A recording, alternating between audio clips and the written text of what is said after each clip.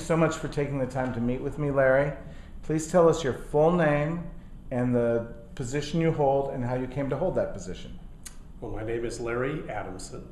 I'm the President and Chief Executive Officer of the Midnight Mission. How I came to hold that position is a little longer story, but in 1993, I was approached by the then chairman of the board of the Midnight Mission. I was the vice president of the Auto Club, Southern California. He and I had known each other since childhood, since high school days, and he was on the board here and asked if I might be interested in assisting them at a board level. And I accepted a board position in 1994 with the organization, served on its board, and have continued to serve on its board until to this day. But in 1997, we began a process that I helped lead in the organization of planning for the charity's future and really doing a fairly intense strategic approach to where the organization wanted to go. And as a result of that, identified strengths and weaknesses, those kinds of things. And one of the areas that came out was that the organization's ultimate long-term leadership needed to be addressed.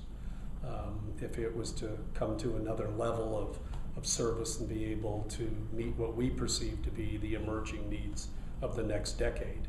And so as a result of that, in 1990, late 97, I went to lunch with that same chairman of the board of this charity who asked me at that day whether or not I would consider taking over the charity, of which I told him no. I was in another career, obviously, and said that I didn't think they could afford me and all those kinds of things. And but as a few more months went by and I thought more and more about what this organization did and what it stood for, and the fact that I was commuting to Orange County from Santa Clarita every day, I decided that maybe I'd think more and more about it. And I got a call again from him saying, "Have you changed your mind yet?" And I said, "Well, let's talk." And that then led to me to them making an offer for me to take over the organization. And in April of 1998, I'd made that decision and came on board as its president. Did they come close to matching your salary? No, not at all. Not at all. So 40%, 60%? About half of what I was making before. But I met with my wife and we sat down and talked. We were at a point in our life where our children were now grown and on their career paths. And I looked at her and said, it's not all about money. It's about doing things that we really enjoy to do and doing something that we truly believe makes a difference. And it was enough money that I could live the lifestyle that I still wanted to live, and it was adequate for her and I for the future. That was really the criteria. Please tell us where you were born and raised and a little bit about your family of origin. Well, I'm actually one of those rarities. I'm born right here in Los Angeles. Was born in Culver City in what is now Brotman Memorial Hospital. It was the old Washington Hospital. My mother and father were born in Texas, but post-World War II, my father vowed he was not going back to work on a farm in Texas for the rest of his life, and met my mother here at the end of the war, and they stayed in Southern California. I grew up in the Venice area of Los Angeles, went to Venice High School, graduated from Venice High School, and my brothers and I are all locals and stayed in the community for most of our lives. Please tell us about your post-secondary education. Well, I'm a graduate of California State University, Los Angeles. I have my bachelor's degree in criminal justice and have done some graduate work, but I did not complete my master's at UCLA. And also in criminal justice? No, my master's was in business, an MBA program, but I hadn't finished that. And has been very, very much involved in secondary education after that. I served on the board at Cal State Los Angeles, both on its alumni board, its foundation board, and went on to become a trustee of the California State University system, where I served a few years ago. Why? Why did I go on it? Yeah, were you compensated? What was your motivation? No, I hold a high regard for the California State University system and I'm what a it graduate. does and what it does for so many of us. I came from a family that was a working class family, and for me, I was the first graduate in my family of a 4-year of a bachelor level education, and could only have done it in a California State University environment that we could have afforded and that allowed me to be close to home, where I could still reap the benefits of that home life. Tell us about your passion for this organization. What do you feel and why? Well, the organization is an incredible organization. The work it does is incredible. It literally does save people's lives and change people's lives. It gives them back dignity. It gives them back self-sufficiency, which is something that really drives me, and I see a great deal of reward on. You know, you don't choose to go into the nonprofit business to become wealthy. That can't be your motivation. Your motivation has to be that you look at the world and how you can try to make it better in whatever piece of that world that you can affect. And frankly, that's exactly the way I looked at this job, as an opportunity to do something that I have to tell you, every day the reward here for what I do is greater than any reward I got. Better than financial remuneration. Absolutely. Even if that financial remuneration might have gotten much more substantial. I don't think that drives me. That's not what motivates me.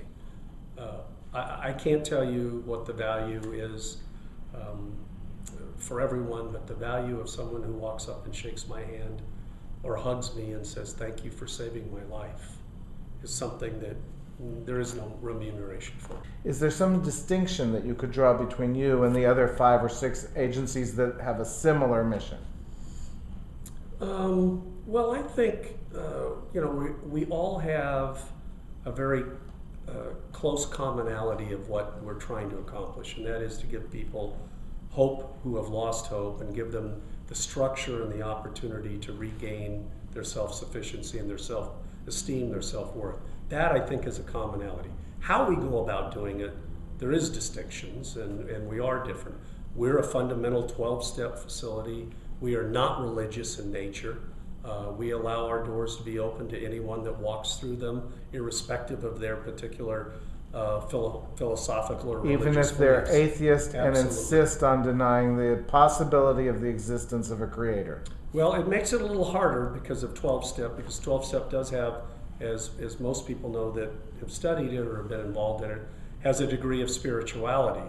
And for those that are truly atheists, it's more difficult. But even for them, we still do not discriminate. What does differentiate us is that our mission statement of this organization is returning them to self-sufficiency. And all of the tools that are necessary for them to be able to accomplish that, we have to be able to provide in the structure that we offer. Not everybody that walks in our door here is here just because of drug and alcohol problems.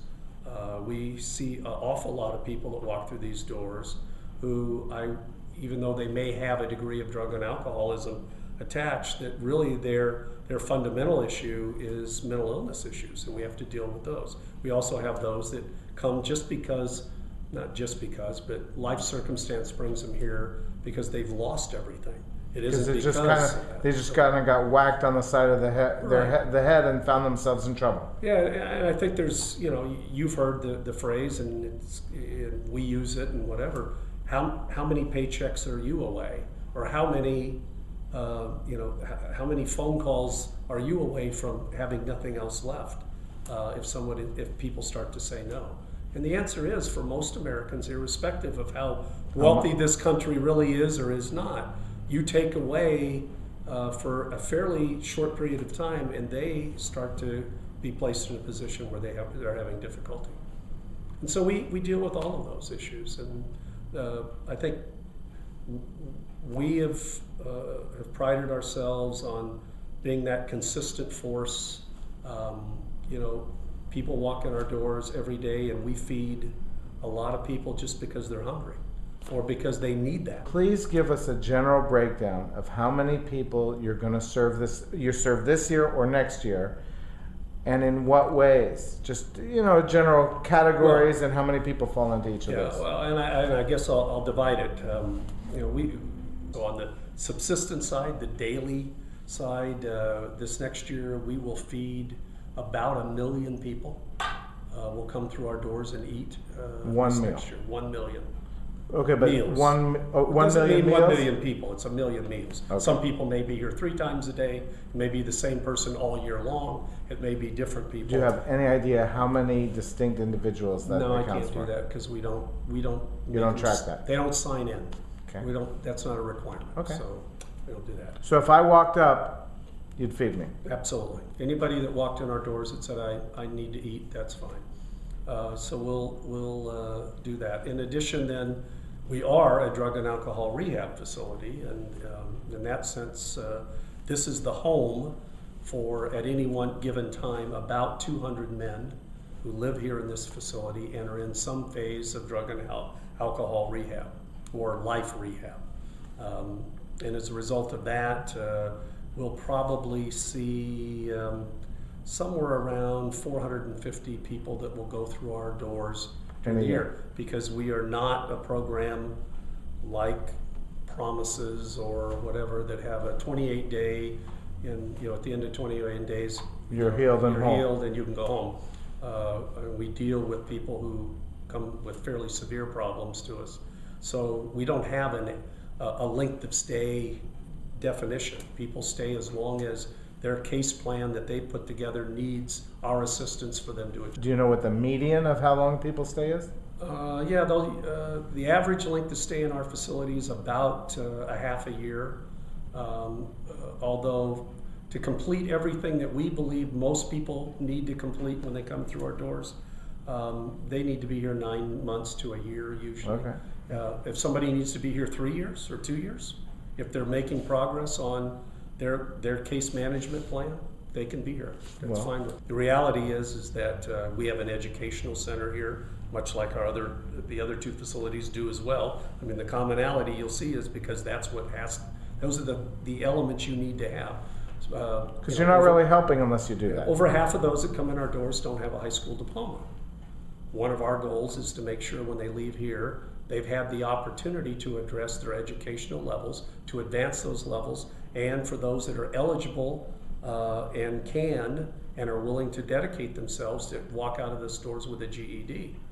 And so those are things that we do. If they already come here with some college, that we have had people who have finished up their college, and I've been at their college graduations to watch them walk across the stage. So you have all that spectrum. We also have people that walk in the door here that are highly educated, that have already completed high levels of education, but because of life circumstances, watch themselves unfold and end up here in Skid Row. We also have a fairly substantial family program for homeless families. You ask about emerging things in our business, and frankly, unfortunately, one of the largest growing segments of the homeless population today Families. is women and children. And so about 16 years ago, this agency recognized, I guess their crystal ball was not that foggy about where they thought things were going. And so we began the process of addressing how we would do that. We do not do it here at this facility in Skid Row because we don't believe that necessarily this is a